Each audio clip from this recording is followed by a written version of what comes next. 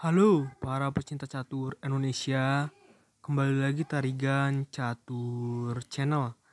Hingga babak ke-19, Grandmaster Daniel Dubov sangat berpeluang untuk menjadi juara dunia di dalam turnamen FIDE World Blitz Chess Championship 2021.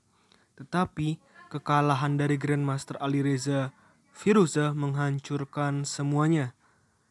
Kekalahan di round ke-20 tersebut dari Alireza Firouzja plus remis dengan Anis Giri membuat Grandmaster Daniel Dubov hanya menempati peringkat 4 klasmen di dalam turnamen tersebut. Oke, langsung saja kita masuk ke permainan ya.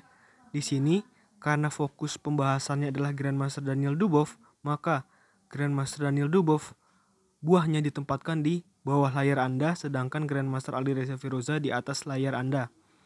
Grandmaster Daniel Dubov memulai permainan dengan pion D4 dan dibalas Grandmaster Alireza Firouzja dengan kuda menuju petak F6. Jelas ya, pembukaan pertahanan Hindia.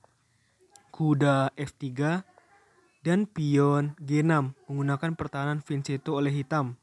Sama juga oleh putih dengan pertahanan Vincenzo dengan pion G3, gajah G7 dan gajah G2.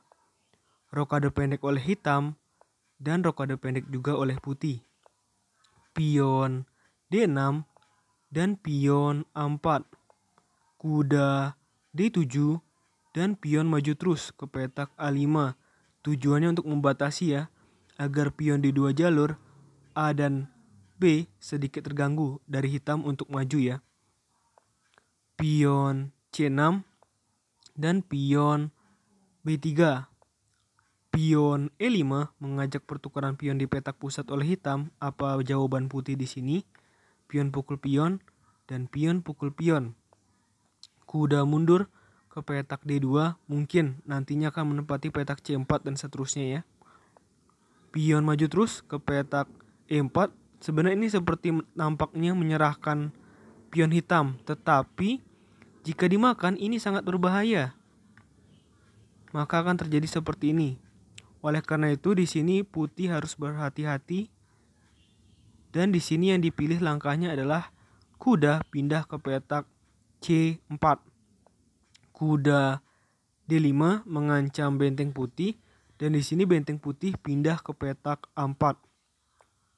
Kuda C5 mengancam benteng dan benteng kembali ke petak A2. Kuda B4 di sini kurang nyaman ya posisi putih karena bentengnya terus diancam. Gajah A3 paksaan ini. Menteri pukul menteri, benteng pukul menteri. Kuda pukul benteng, gajah pukul kuda dengan tempo ancam benteng. Jadi langkah itu dilakukan Dubov untuk menjebak kuda hitam ini. Namun bisakah nanti Dubov melakukan finishingnya untuk mendapatkan kuda? Kita lihat ya di langkah-langkah selanjutnya.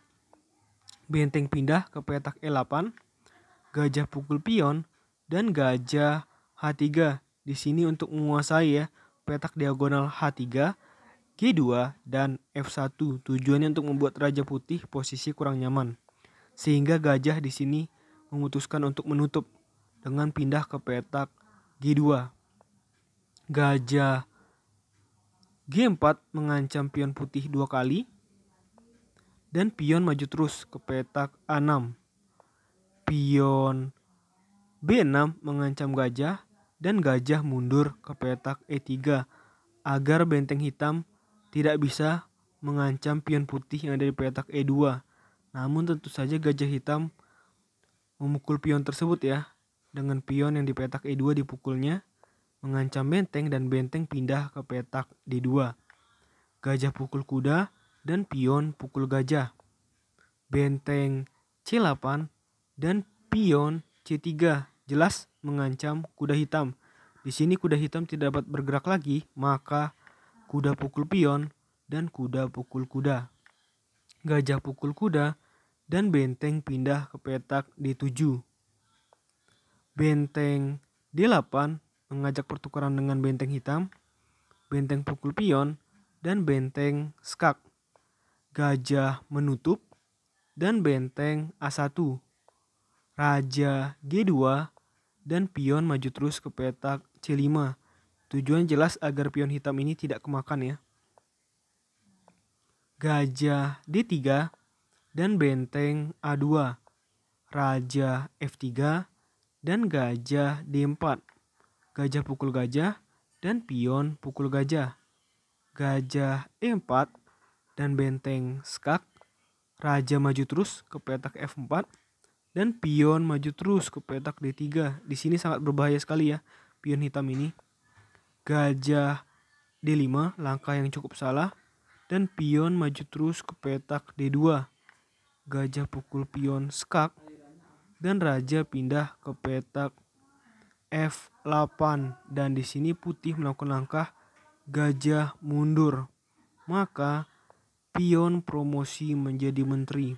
Sangat sulit tentu saja ya bagi hitam di posisi atau bagi putih di posisi seperti ini.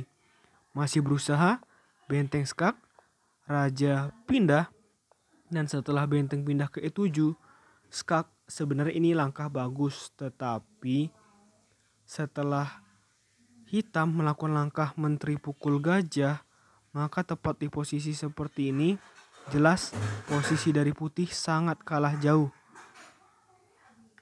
Benteng skak, dan setelah raja pindah ke petak F7, tepat di posisi seperti ini, Grandmaster Daniel Dubov memutuskan menyerah. Karena jika pertandingan dilanjutkan, maka yang akan dilakukan pasti ya, pion pukul menteri dan raja pukul benteng. Di sini Firoza masih memiliki satu benteng hitam yang pasti akan membuatnya menang karena akan menghabisi seluruh pion putih. Oke, menurut admin Tarigan Catur, video kali ini cukup.